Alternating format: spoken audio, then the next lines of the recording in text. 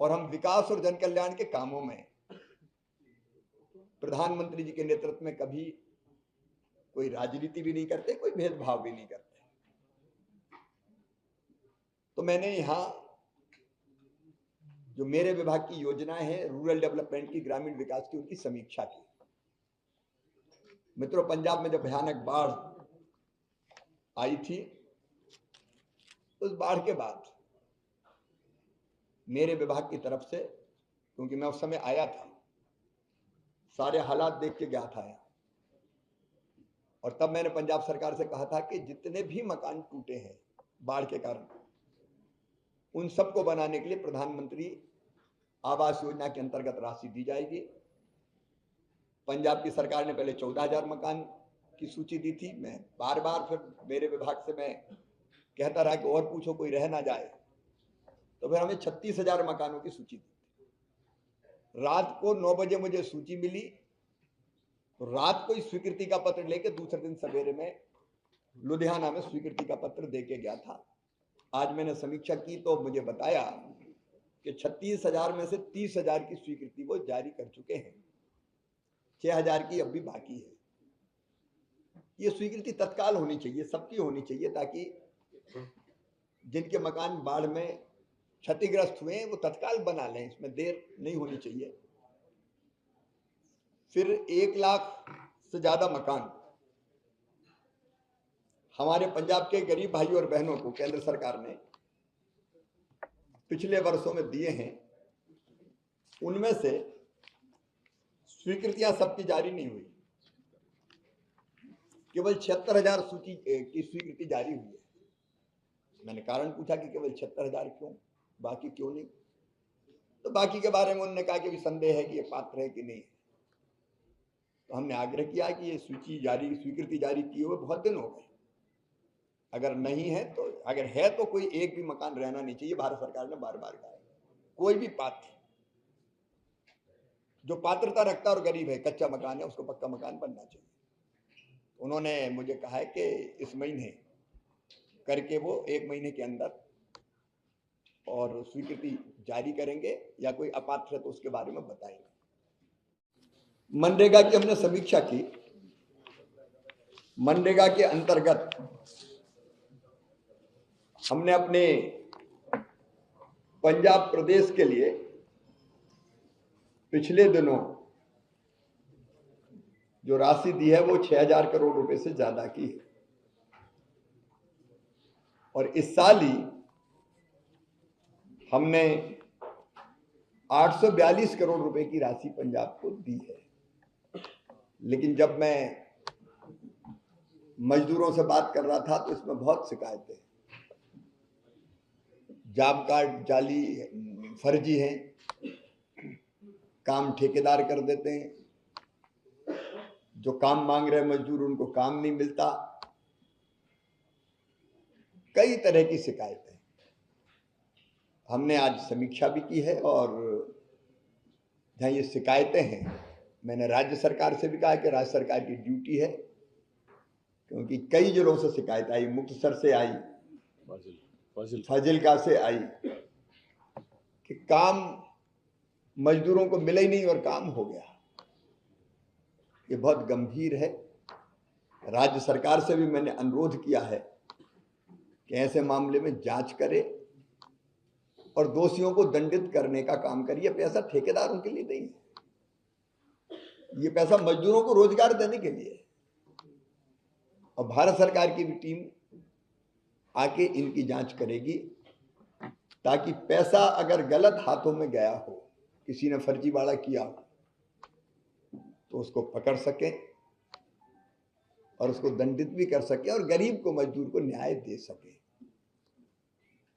कुछ काम ऐसे हैं जो, जैसे नहर की सफाई, अब सफाई होती नहीं है और पैसा निकल जाता है, उन पर भी विशेष ध्यान देने की बात कही है। हमारी एक और योजना है आजीविका मिशन की, NRLM, उसके अंतर्गत यहाँ सेल्फ हेल्प ग्रुप बने, स्वयं सहायता समूह, जिनसे 5 लाख बहनें जुड़ी हुई है। बाढ़ की परिस्थिति के कारण मैंने उनको भी स्पेशल पैकेज दिया था। हमने मकान के लिए भी स्पेशल पैकेज दिया, हमने बहनों को जरूरत के काम पूरा करने के लिए स्पेशल पैकेज दिया, हमने पंजाब के किसानों को कनक के गेहूं के बीज मुफ्त में वितरित करने के लिए 74 करोड़ रुपया दिया, हमने बरसिम के बीज के लिए अलग राशि दी 12,500। नमस्कार किसान भाइयों, पंजाब के किसानों को राहत की राशि मिलेगी किसान भाइयों, क्योंकि पंजाब में बाढ़ की स्थिति बन चुकी थी। अब की साल में काफ़ी बाढ़ आई थी पंजाब में किसान भाइयों। तो बाढ़ की स्थिति के कारण श्री शिवराज सिंह चौहान जी कृषि मंत्री हैं किसान भाइयों, इसलिए वो मुआवजा राशि की घोषणा कर रहे हैं किसान भाइयों। वो मुआवजा राशि दिलाएंगे। चैनल पर नए तो चैनल दबा कर लाइक शेयर करें किसान भाइयों। चलिए, उसमें भारत सरकार लगातार सहयोग कर रही है। और एक बात हमने और की कि आमतौर पर 100 दिन का रोजगार मनरेगा में देते हैं मजदूर। पंजाब को विशेष रूप से, क्योंकि यहाँ बाढ़ के कारण फसलें खराब हो गई थी, तो ये आशंका थी कि मजदूरों को उतने दिन मजदूरी नहीं मिल पाएगी खेती में, तो हमने 100 से बढ़ा के 150 दिन का रोजगार देने के आदेश जारी किए हैं, जो अभी राज्य सरकार ने स्वीकार किया कि उनको मिल गए हैं, ताकि यह जरूरत पड़े तो ज्यादा रोजगार दिया जा सके। प्रधानमंत्री जी के नेतृत्व में केंद्र सरकार पूरी तरह से कटिबद्ध है, बीजेपी की सरकार, के हम अपने पंजाब के विकास में कोई कसर ना छोड़ें, पंजाब की जनता की सेवा में कोई कसर ना छोड़ें। तो उसी काम के लिए बार बार आते हैं और आज आके मैं फिर प्रसन्न हूं। आज यहां मैंने मनरेगा के जो हमारे मजदूर थे उनके साथ भी चर्चा और बातचीत की, और हम विकास और जन कल्याण के कामों में प्रधानमंत्री जी के नेतृत्व में कभी कोई राजनीति भी नहीं करते, कोई भेदभाव भी नहीं करते। तो मैंने यहां जो मेरे विभाग की योजनाएं हैं रूरल डेवलपमेंट की, ग्रामीण विकास की, उनकी समीक्षा की। मित्रों, पंजाब में जब भयानक बाढ़ आई थी, उस बाढ़ के बाद मेरे विभाग की तरफ से, क्योंकि मैं उस समय आया था, सारे हालात देख के गया था यहाँ, और तब मैंने पंजाब सरकार से कहा था कि जितने भी मकान टूटे हैं बाढ़ के कारण, उन सबको बनाने के लिए प्रधानमंत्री आवास योजना के अंतर्गत राशि दी जाएगी।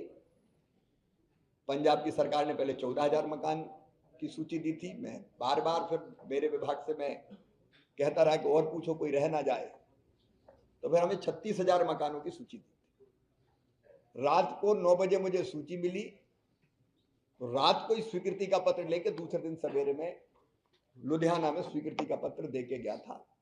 आज मैंने समीक्षा की तो मुझे बताया कि 36,000 में से 30,000 की स्वीकृति वो जारी कर चुके हैं, 6,000 की अब भी बाकी है। ये स्वीकृति तत्काल होनी चाहिए, सबकी होनी चाहिए, ताकि जिनके मकान बाढ़ में क्षतिग्रस्त हुए हैं वो तत्काल बना लें, इसमें देर नहीं होनी चाहिए। फिर 1 लाख से ज्यादा मकान हमारे पंजाब के गरीब भाइयों और बहनों को केंद्र सरकार ने पिछले वर्षों में दिए हैं। उनमें से स्वीकृतियां सबकी जारी नहीं हुई, केवल 76,000 सूची की स्वीकृति जारी हुई है। मैंने कारण पूछा कि केवल 76,000 क्यों, बाकी क्यों नहीं?